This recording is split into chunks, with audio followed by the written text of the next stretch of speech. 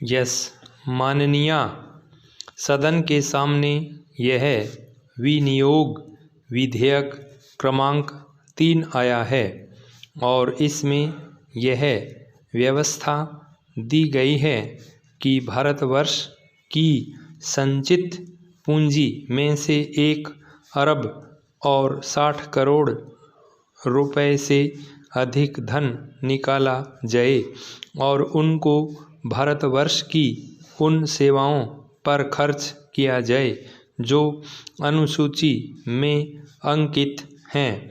उदाहरण के लिए जैसा कि हमारे पूर्ववर्ती मित्रों ने कहा है, संभवतः इस विनियोग विधेयक में जिन जिन कार्यों के लिए और जिन मंत्रालयों के लिए जितने धन की आवश्यकता है उनकी यहाँ एक सूची दी गई है।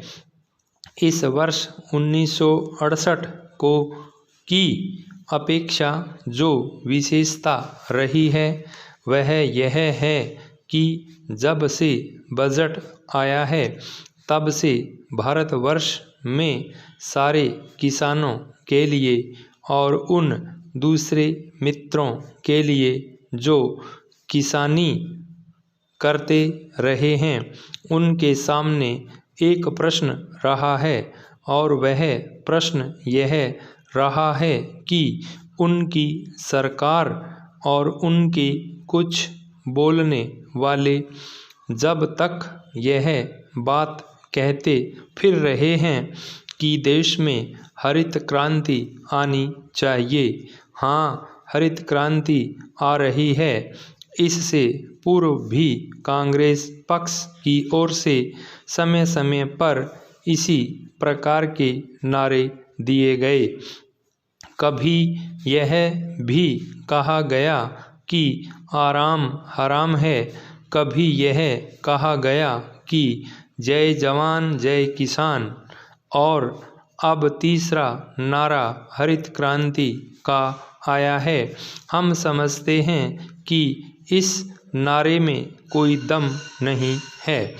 इस नारे में इसलिए कोई दम नहीं है क्योंकि यह नारा देखने में बहुत आकर्षक, बहुत सुंदर है, लेकिन इसके पीछे तथ्य बिल्कुल नहीं है। किसानों के ऊपर टैक्स लगाने की मंत्रिमंडल के द्वारा और कांग्रेस के अन्य मित्रों के द्वारा जो बात कही गई है, वे मित्र कभी खेती करते नहीं हैं और न खेती के बारे में जानकारी ही रखते हैं। आदरणीय, भारतवर्ष में खेती का जो सबसे बड़ा प्रश्न चल रहा है वह 2 बातों के ऊपर आधारित है और यह कृषि की समस्या न होकर खाद्य की समस्या भी है। प्रति वर्ष हम खाद्य के रूप में बाहर से करोड़ों रुपयों का अनाज मंगाते हैं और अनाज का उत्पादन करने के लिए हम प्रति वर्ष करोड़ों रुपयों की खाद मंगाते हैं।